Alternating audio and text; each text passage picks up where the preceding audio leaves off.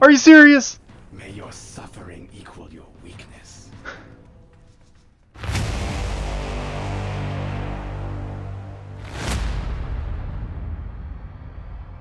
Welcome back, everyone. For this month, we'll be taking a look at Magic the Gathering Battlegrounds. And no, this isn't a battle royale game. This real-time strategy game was released in 2003 for the Xbox and PC, published by Atari, and developed by Secret Level. While Magic the Gathering, or MTG, is known for its card game, this video game isn't exactly like the card game. Battlegrounds brings a much faster pace, as well as a surprisingly fun and unique gameplay loop. The game still centers around the 5 colors of Magic: red for fire, green for forest, white for light, blue for water, and black or purple for death. Each has its own strengths and weaknesses, which I'll get more into later.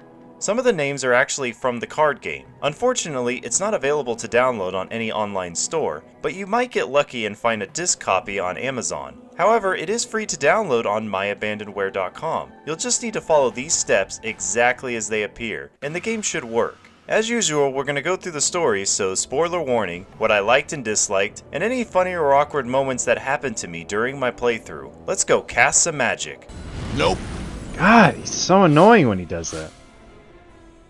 Some quick history. Secret Level was an American video game studio in San Francisco. It used to help other companies port over games to other systems in the early 2000s, such as porting Unreal Tournament to the Sega Dreamcast, as well as Star Wars Starfighter to the Xbox. They finally got their chance to make their own original game, and that was this game, MTG Battlegrounds. They would go on to make America's Army: Rise of a Soldier, Karaoke Revolution, and while working on a game called Golden Axe, Sega was so impressed, they decided to just buy the company for $15 million and rename them to Sega Studios San Francisco. The company grew and developed Iron Man, Iron Man 2, and Golden Axe Beast Rider. Unfortunately, the games did poorly, so Sega shut the studio down. May your suffering equal your weakness.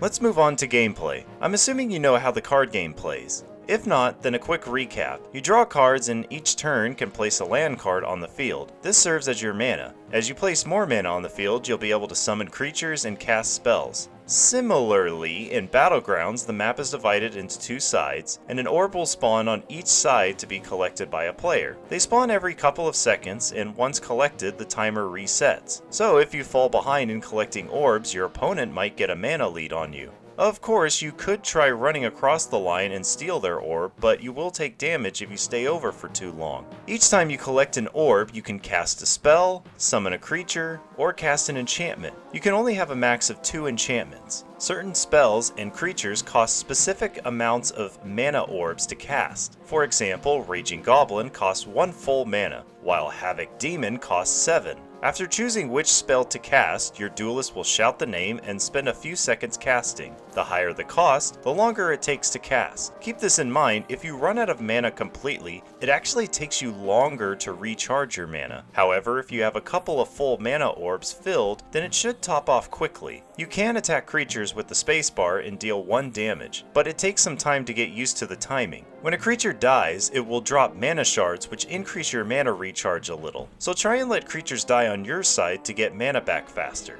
Or you can use a shield with the control button to reduce damage by half. Both duelists start with 20 life, and the goal is to reduce your opponent to 0 or have more life than them by the end of the timer. The quest mode serves as a tutorial for all 5 colors of magic, and sometimes puts you in specific situations to test out every spell and creature. Once you've unlocked every spell and defeated all 5 bosses, you now can make your own spell books, and even try combining 2 colors together to form new synergies. When you finish the quest mode, you can then go to Arcade Duel and start unlocking all the characters. However, this part felt grindy and took me over 2 hours to do. The first tier of characters only have 2 creatures to summon and 2 spells to cast. It was so boring to have to defeat all 5, then fight 1 boss to unlock the next tier of characters. At least the second tier was a bit more of a challenge, but after finishing them, you unlock the bosses to use. I did play through all the bosses, and it was sometimes a challenge, but eventually I learned what the AI's program strategy is. It's great fun. Like for example, as red, I like spamming goblins. This worked really well against blue and green. However, this strategy is terrible against purple and white. So I had to think and play differently for them. Well, that's about the basics of the game, so as we're going through the story, I'm going to go through every spell, creature, and enchantment now. Now my power is beyond imagining. We start off with a cutscene, and our character narrates something about her lost memories regarding her home, and now she's destined for greatness. Her mentor Thea gives her a talisman, and she has a vision of 3 mighty duelists that battled. One of them was betrayed, and a giant explosion destroyed part of the world? Yeah, I'm already confused. I'm pretty sure this is one of those games where the story was built around the gameplay. Which, don't get me wrong, is important. I would rather have a bad story but good gameplay, rather than the other way around. So don't expect a good story here. And it was from this blighted place that I began my quest.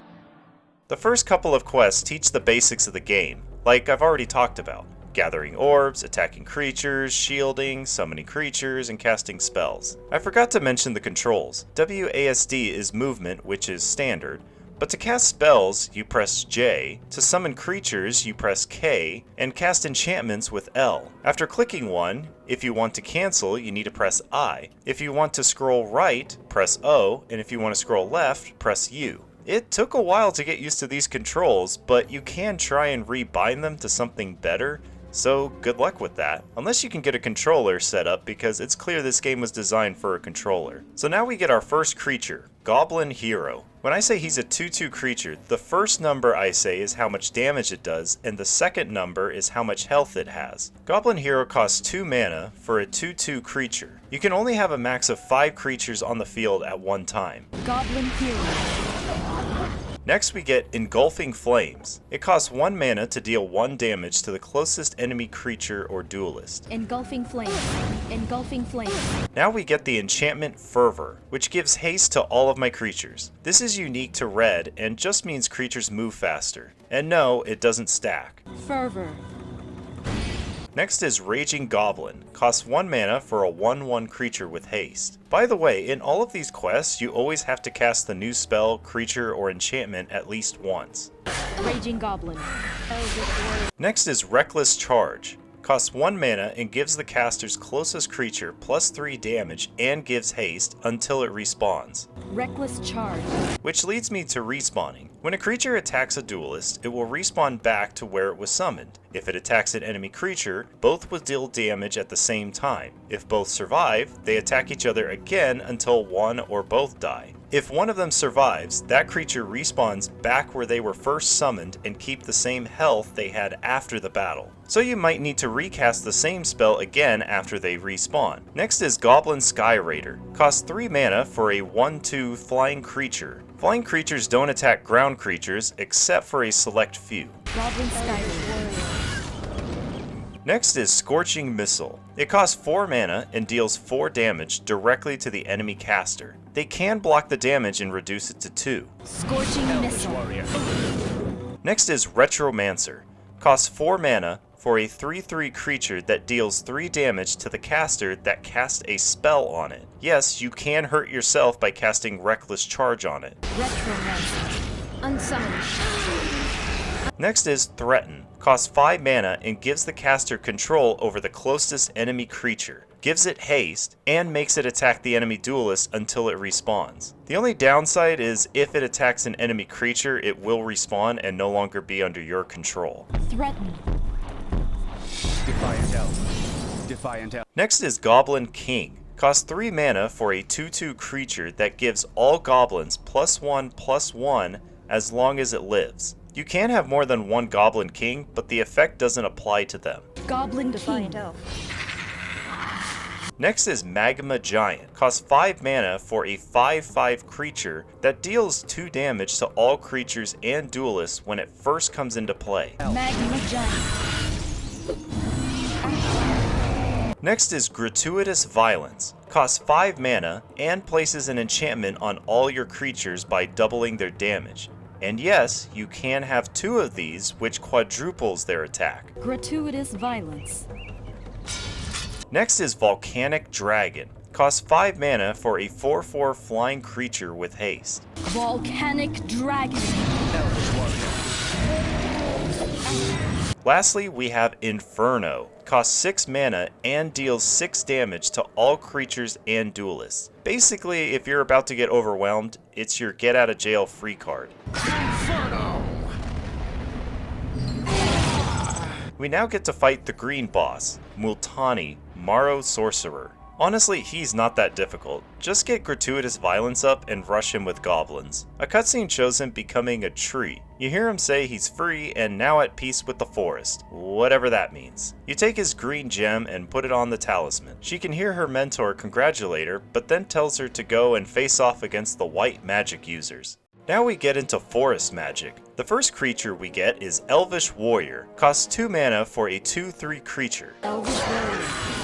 Next is Giant Growth. Costs 2 mana to give the caster's closest creature +3/+3 until it respawns. Giant Growth. Next is Defiant Elf. Costs 1 mana for a 1/1 creature with Trample. Trample is unique to green. It means a creature will always attack and doesn't respawn until they have attacked the enemy duelist. However, they lose power equal to the damage they deal to other creatures until they respawn. Basically, if a 5/5 creature with Trample deals its damage to a creature with 3 health, the creature with Trample will have 2 attack left, but continues on towards the enemy duelist. Defiant Elf.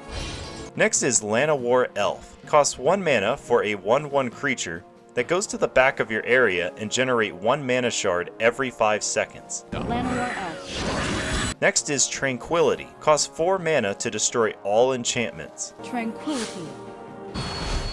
Next is Gorilla Chieftain. Costs 4 mana for a 3/3 creature with regeneration. This is another unique thing for green. A creature with regeneration will respawn with its full attack and health for a cost of 2 mana if they died. Gorilla Chieftain. Next is Giant Spider. Costs 4 mana for a 2/4 creature with blocking. This just means they will stay where they are summoned. But giant spiders can attack flying creatures. Giant Spider. Next is Untamed Wilds. Costs 3 mana to create a mana crystal and doesn't affect the generation of other mana crystals. This allows you to get ahead of your opponent. Untamed Wilds.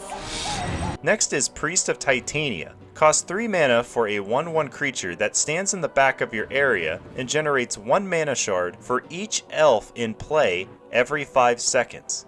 Priest of Titania. Next is Run Wild. Costs 1 mana to give the caster's closest creature Trample and Regeneration until it respawns. Run Wild.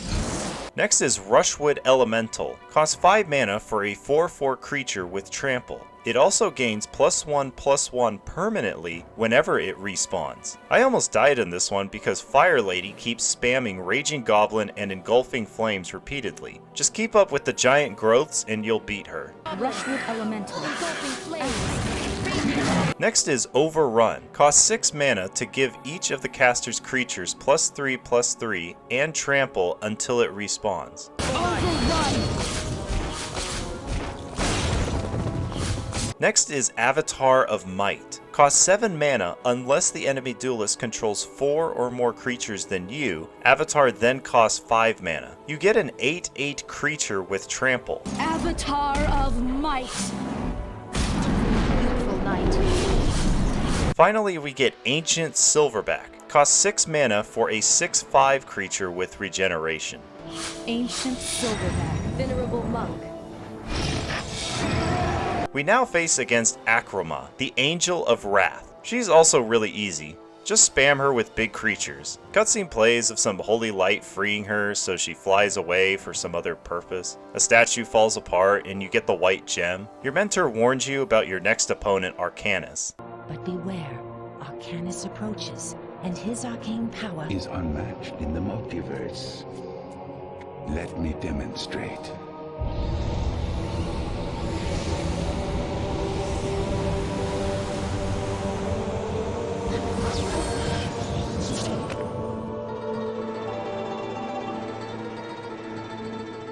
Now on to white magic. First creature we get is Suntail Hawk. Costs 1 mana for a 1/1 flying creature. Suntail Hawk. Next is Youthful Knight.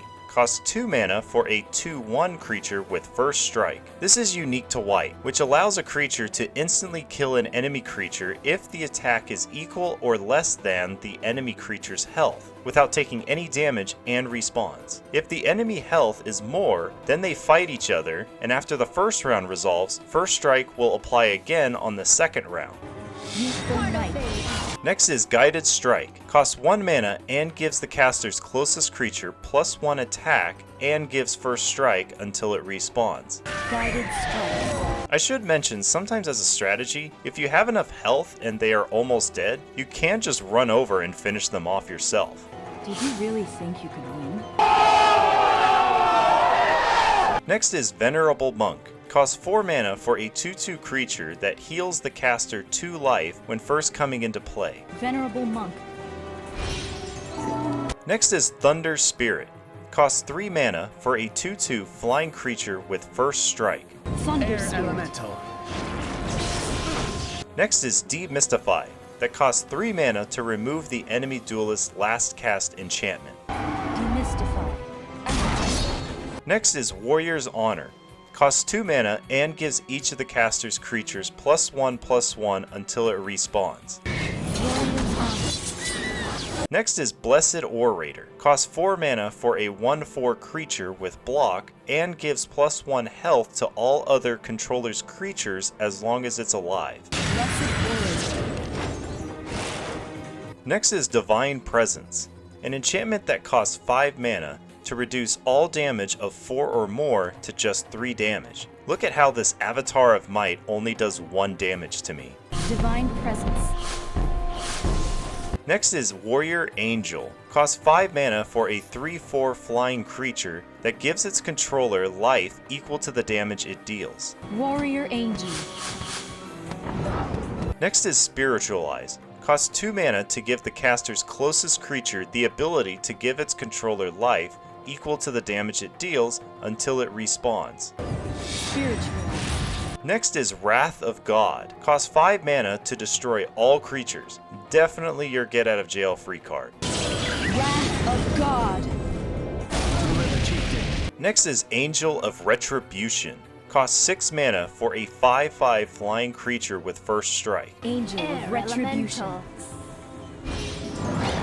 And lastly, we get Test of Endurance. This enchantment costs 4 mana and enables either duelist to win the game if they achieve 50 or more life. We now face off against Arcanus, the Omnipotent. He can be tough if you let him control the battlefield. He tries to summon 3 horned turtles and will spawn air elementals to send at you. Best thing to do is get at least 2 Blessed Orators and send Youthful Knights at him. He will need to spend lots of his mana just to keep his defenses up. Don't bother trying to cast anything that costs 5 or more mana. He will cast Counterspell on you the moment it's cast, preventing the spell. After he's defeated, he fades away and the blue gem is now yours. Your mentor tells you to run now that his magic has been unleashed, which seems to teleport you to a swamp?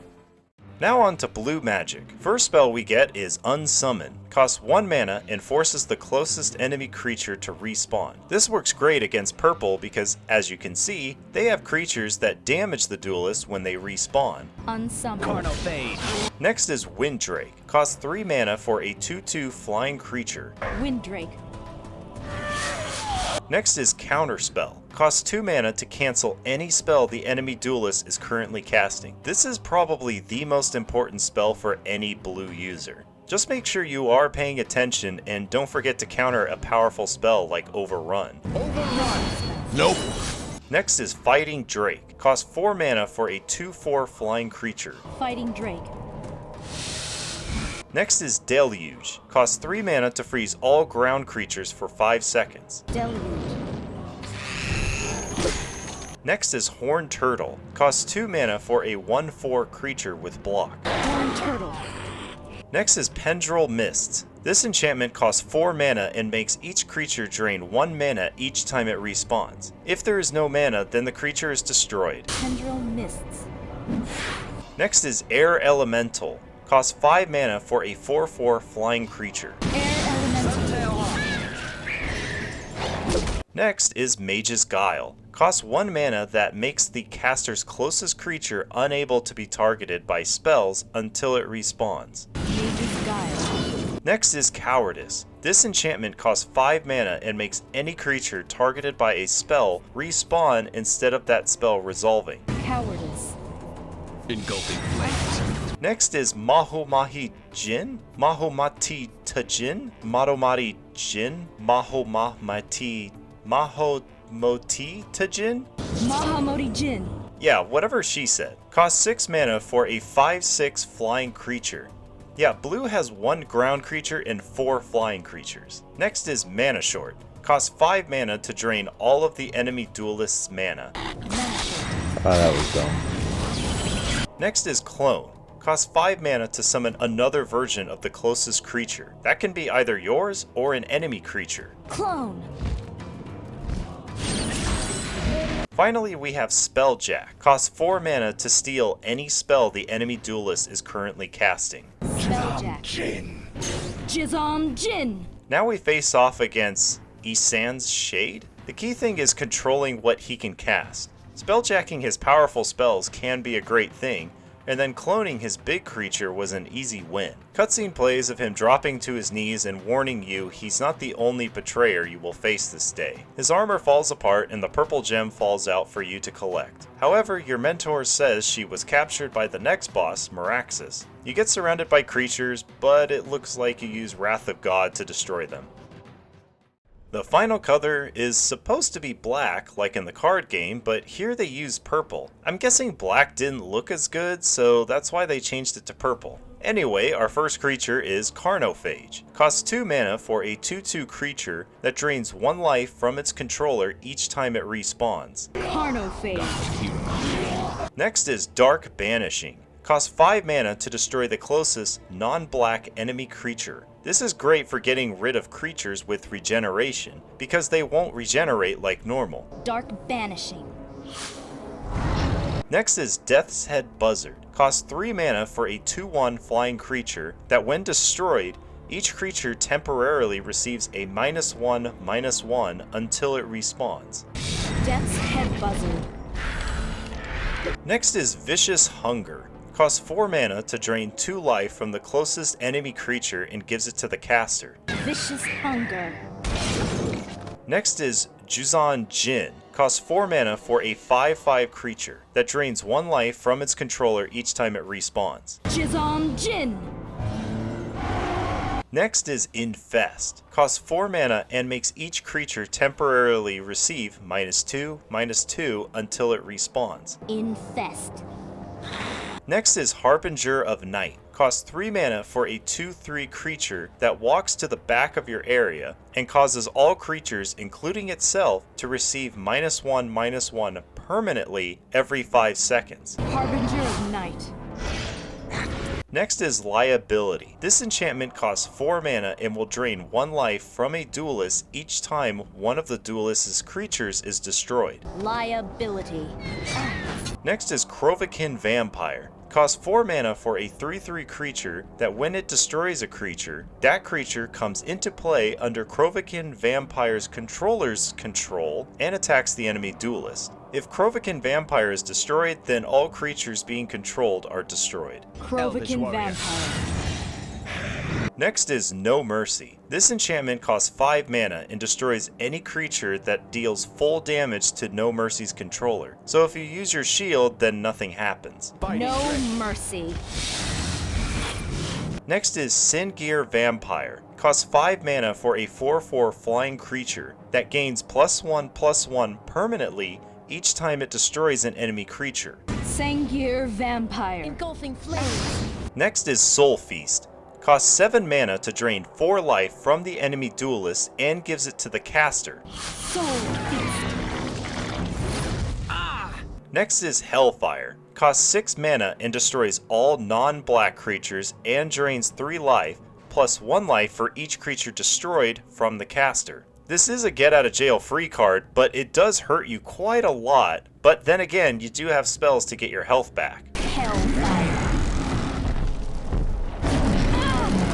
Lastly, we get Havoc Demon. Costs 7 mana for a 5/5 flying creature that when destroyed gives each creature temporarily -5/-5 until it respawns, which mostly kills any creature. Havoc Demon. Goblin Sky. Finally, we made it to Meraxes. Make sure to shield his engulfing flames to avoid easy damage. I just kept trying to summon Havoc Demon, then use Vicious Hunger to kill his Goblin Sky Raiders. I recommend not having more than one Havoc Demon out. Oh, I forgot. My own creature, I forgot he does that. Eventually, I just soul feasted him until I won. Cutscene plays have been falling over and glowing. You grab the red gemstone and then get teleported somewhere and meet this spider lady. Now that you've completed the talisman, all I have to do is destroy you and take it for myself. So easy. So now we can make our own spellbooks and even use 2 colors. Now the downside is each time you collect a mana orb, the first one goes to your primary color, and then the next orb you collect goes to the secondary. This means it takes longer for you to get the mana you need to cast specific spells. So now we need to defeat all 5 bosses again. They have a different AI script to follow now, so it will take time to figure out what you need to do to defeat them. The forest boss I used both blue and green to defeat him on my first try. The white boss was a lot more difficult than before. I tried with blue-green, but got defeated. I then tried just blue, but kept messing up on my spells and got defeated. Then tried red, which looked promising, but still had trouble and gave up. I was about to try a red-blue combo, but decided to try red again and almost had her. I tried a red-green combo, which worked much better since I had elves giving me mana shards to use engulfing flames enough times to defeat any creature she sent at me. She did, however, get me down to 1 life, but somehow I was able to come back and defeat her by spamming elvish warriors and using engulfing flames to keep her blocking and use up mana. For my rematch with Arcanus, I tried blue-green again, but once he had a flying genie on the field, he would use mana short to prevent me from doing anything. So I quit and tried with white this time and had much better success. My first try with Shade was with blue, and quickly I learned that monsters don't work well with him because he just uses Infest to destroy them and Liability will deal damage to me. However, it became easy when it was obvious he waits until he has enough mana to cast a powerful spell. So all I need to do is wait and either counterspell him or spelljack him. I tried to go in and finish him, but he casted Vicious Hunger at the last second and got health back. On the retry, I messed up on a spelljack and he summoned 2 Dijon Djinns, and soon I was overwhelmed with them. But thanks to respawning, he actually died first. Cool. I can never die. I completely forgot I had unsummon. For Meraxes, I tried blue, but again I was not doing well with counterspelling, so I swapped back to white and had a much easier time. Now we get to the spider lady named Jzabo Tavok? Zabo Tavok? Seriously, what is with these names? So first thing to know is she uses purple and red magic, and she starts off with 6 mana, so you're already at a disadvantage. The first time I got overwhelmed with vampires, so I tried switching over to red, and at first it looked really bad. I was down to 2 health, but after getting 2 gratuitous violences, I summoned a bunch of goblins who got through and killed her without me noticing. Oh my god! I got lucky there. You walk over to your mentor and she tells you to place the talisman around her neck to restore her power. Suddenly, she transforms into that man in armor from the beginning. He says his deception worked, and now that he has the talisman, he has all the power now. Prepare to die.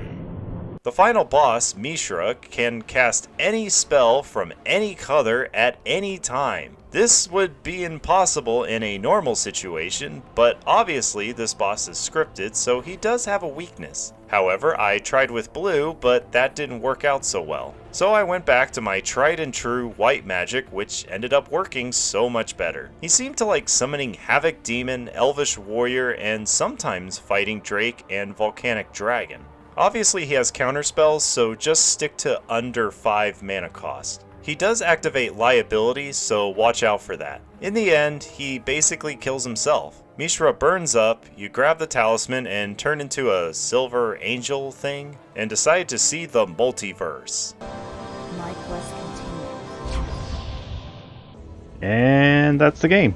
Yep, that was it. I'm certain none of this is canon or even loosely follows anything from MTG, so if there's any fans out there that can explain any of this or how it's even remotely connected, please let us know in the comments. So after beating the game, the only thing to do is unlock the characters in arcade mode. After beating the quest mode, you can use Mishra as a character. Like I said, Tier 1 is very boring with only 2 creatures and 2 spells to cast. Unlocking Tier 2 characters is more of a challenge, but Tier 3 was much more fun and challenging. If you notice on the left, you can use your custom spellbooks to beat all of them. Tier 1 is a joke. It's like a level 50 character fighting a level 10. However, after beating all Tier 3 and the final boss, you unlock Spider Lady. If I had to pick which was my favorite color to play, I would say white. Despite most of their creatures with low health, that first strike really helps them control the battlefield. It was also fun to win by healing to 50 life. Blue would be my next favorite since you need to be ready to counter your enemy.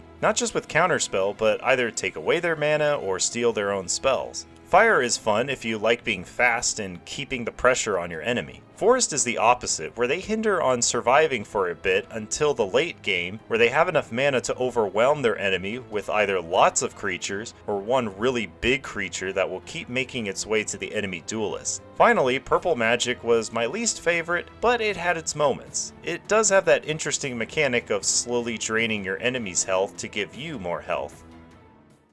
In conclusion, Magic the Gathering Battlegrounds is still a fun game. All 5 colors have their strengths and weaknesses, so everyone can find a style of gameplay they like. Add in the fact you can have 2 colors adds so many more possibilities and replay value. I do wonder if it's possible to beat each boss with each of the 5 colors. I haven't tried such a challenge, but if this game ever got a remake, and it definitely should, that would be a cool challenge to try for and have something to unlock, like your final form at the end of the game as a model. On YouTube, there seems to be a small community still playing this game, and even some new creatures and spells have been added to the game. Like I said, it's worth your time to play and only takes a couple of days to play and unlock everything. So check for the link in the description if you want to give it a try. Next month I'm hoping to do a sandbox game.